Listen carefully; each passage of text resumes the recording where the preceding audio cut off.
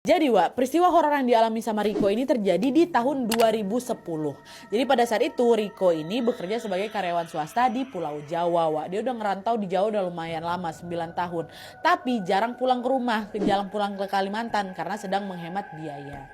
Nah pada suatu hari ibunya Riko ini nelpon, "Nak, gimana kerjaan kamu di kantor? Kalau ada waktu lowong atau waktu luang tolong sempetin pulang ya. Ini bapak kamu sakit, pengen ketemu sama kamu. Tapi ingat ya nak, jangan hari Rabu ya," kata ibunya kayak gitu. Nah sebenarnya di sini Riko udah tahu soal pantangan itu. Pantangan nggak boleh balik hari Rabu karena sejak kecil dia tinggal kan di lingkungan masyarakat yang memang masih kental sama ritual ada di sana kan, apalagi di desa A ini. Tapi Riko sendiri orangnya itu agak skeptis Wak, jadi dia nggak begitu percaya tuh sama tahayul-tahayul kayak gitu.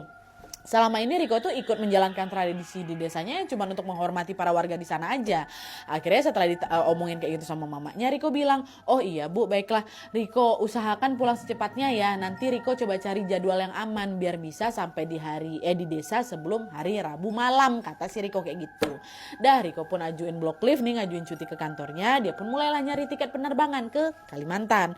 Dan ternyata penerbangan yang tersedia di dalam waktu dekat itu cuma ada di hari Selasa malam. Jadi ragulah si Riko, kalau aku berangkat hari Selasa waktunya terlalu mepet. Dari bandara ke desa aku atau ke desa A ini masih harus lewat jalur darat lagi Wak, itu juga belasan jam.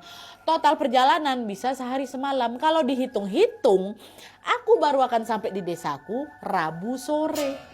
Aman gak ya, kata si Riko kayak gitu. Nah di tengah keraguan itu Riko mikir lagi, yang jadi pantangan kan kalau misalnya masuk ke desa tuh Rabu malam kan. Berarti kalau misalnya aku datang pas hari Rabu sore harusnya masih aman nih. Yaudahlah aku berangkat aja lah. Semoga gak ada apa-apa gitu. Ditambah lagi kan Riko juga agak skeptis kan Wak. Dan nih dibelilah tiket hari itu. Jadi intinya dia tuh kemungkinan akan nyampe di desa sore. Ada tuh kan, akhirnya setelah melewati perjalanan udara yang melelahkan, Riko pun sampailah di Kalimantan di Rabu dini hari. Tanpa membuang waktu lagi, Riko pun langsung melanjutkan perjalanan darat dengan naik mobil travel Wak, menuju ke desanya dia di saat. Dan waktu itu Riko adalah satu-satunya penumpang di travel itu Wak. Dan di sepanjang perjalanan juga supir travelnya ini yang ngantarin Riko ini Wak banyak diam. Dia diam aja gitu. Di situ Riko tuh tahu betul kenapa nggak ada penumpang lain selain dia. Dan Riko juga tahu kenapa sopirnya dari tadi diam aja Wak. Ini udah pasti alasannya karena pantangan yang sudah aku sebutkan tadi Wak. Karena semua orang di sana tuh tahu betul kalau mereka tidak boleh masuk ke desa A pada hari Rabu malam. Pak sopirnya juga tahu, cuman dia nekat nganterin si Riko karena Riko mau ngasih bayaran lebih gitu kan. Akhirnya udah tuh pakailah dia sendiri doang yang di sana. Orang gak ada yang berani ke sana, apalagi Rabu malam gitu kan.